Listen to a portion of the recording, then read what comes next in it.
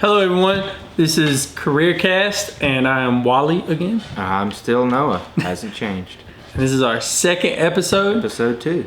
And in this episode, we're just going to be laying the foundation for what teaching abroad really is, some acronyms for it, and just a very broad sense of degrees and certifications to get everyone started. Yeah, so we're the people that come out and we lay the cement for your house. We go out there and we really give you a good foundation to go on, or at least the same foundation that we're currently on. Whatever works, I guess. All right then, so with that great metaphor, first thing we're going to talk about is the acronyms. You heard us use one in our very first episode. We said YOLO. We didn't say YOLO. What acronym do we use? TEFL. We don't use YOLO. But you only live, well, that's true. That's a true statement. You can't say that's not a good acronym. TEFL is just a certification that means teaching English as a foreign language, and it is used for exactly that. It's just so that's what we have. We did that. That is true. We did. We are TEFL certified, and it is used for short-term contracts and in some cases teaching online. That is a very common acronym that you will hear. The next one is TESOL.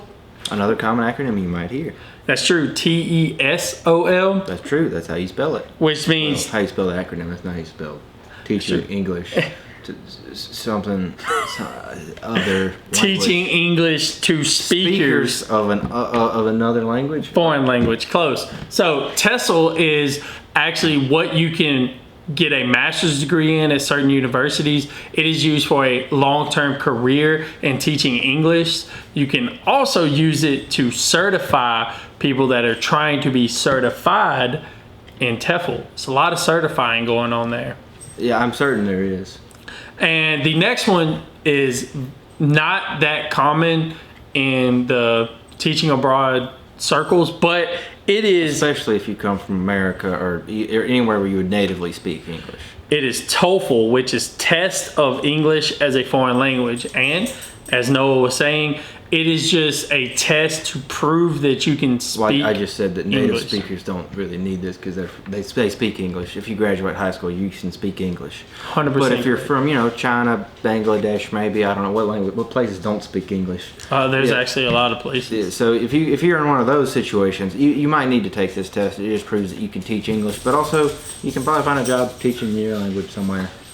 So with the acronyms out of the way, then now we can go into the avenues of how to teach. Well, actually, we're going to give a direct definition of teaching abroad because you have the acronyms. We're laying a foundation, and we want it to be a solid foundation. We're not trying to build a weak foundation. It's true. So teaching abroad, the exact definition is just a temporary teaching position outside of your home country. Which can be online, which you're technically teaching outside of your country. You just happen to live in your country. That's true. So with that and the online portion, we're going to get into some avenues if you would like to teach, or if you were interested in teaching abroad, where you would start. So I'm guessing the first avenue is online or electric avenue. What's online? Online uses electricity.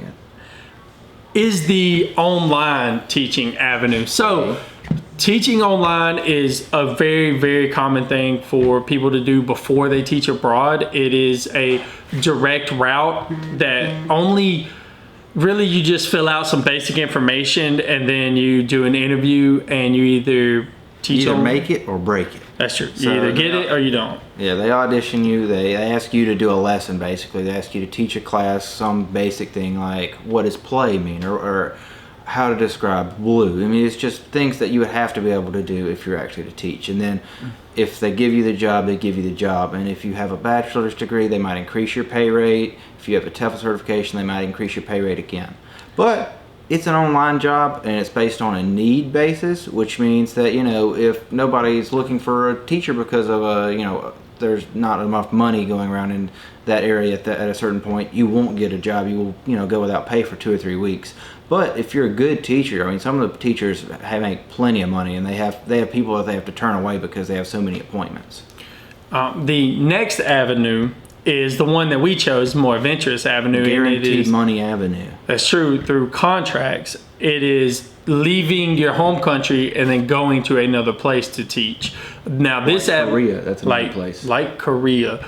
Now this takes longer in the forms of documentations that you need, going to the Korean embassy, et cetera, et cetera. We will talk about this more in our future podcast, also more about online teaching in our future podcast. The online version is like doing a drag race. We're doing the 100K where there's hurdles every 5 seconds. That's true. It's a lot Very true. A lot of paperwork, a lot of stuff to go through. So as he mentioned before, one of the things that they look for is degrees, and this really comes into play more for visa than for getting paid when you're leaving the country to go teach abroad. Yeah, so if you are applying for a visa and you've got a job or whatever, then they're going to ask for your bachelor's degree to apply for an E2 work visa.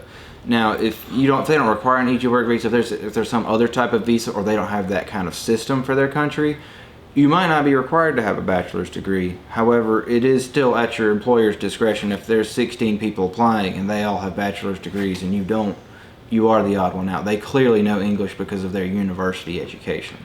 So it's basically some countries require you to have a bachelor's degree for a work visa. Some jobs require you to have a bachelor's degree, even if the country doesn't. And then some jobs may require you to have a certification like TEFL, and then some jobs may require you to have both a bachelor's degree and a TEFL certification. It really just depends, and again, we will be delving more into that in our later podcast for the ones that stick with us. If you don't abandon us, we'll teach you something. We'll give it our best.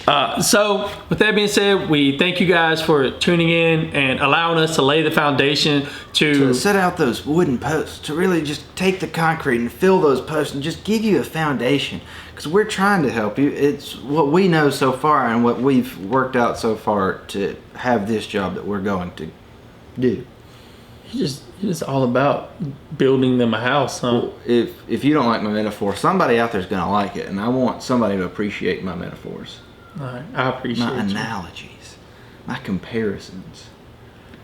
So we thank you guys for tuning in, and the next few episodes that we have will just be catching you guys up, finishing out laying the foundations that you would need for the basic knowledge moving forward. So whether you're just interested in how we are getting to Korea, or you're actually wanting to pursue a career in teaching abroad, that is what we will be doing for the next episode, is just laying that foundation for you guys. We're going to continue. We've laid the foundation. Now we're building upon that structure a little bit. Eventually, you'll have a whole house. A foreign house, a house in another country maybe. So without further ado, I'm just going to do what any good American would do. I'm going to go eat a Italian butchered dish called pizza. And just really... YOLO, right? Because you're going to eat a whole pizza. I mean, you only live once, right? Thank you guys for tuning in. I'm leaving on that note.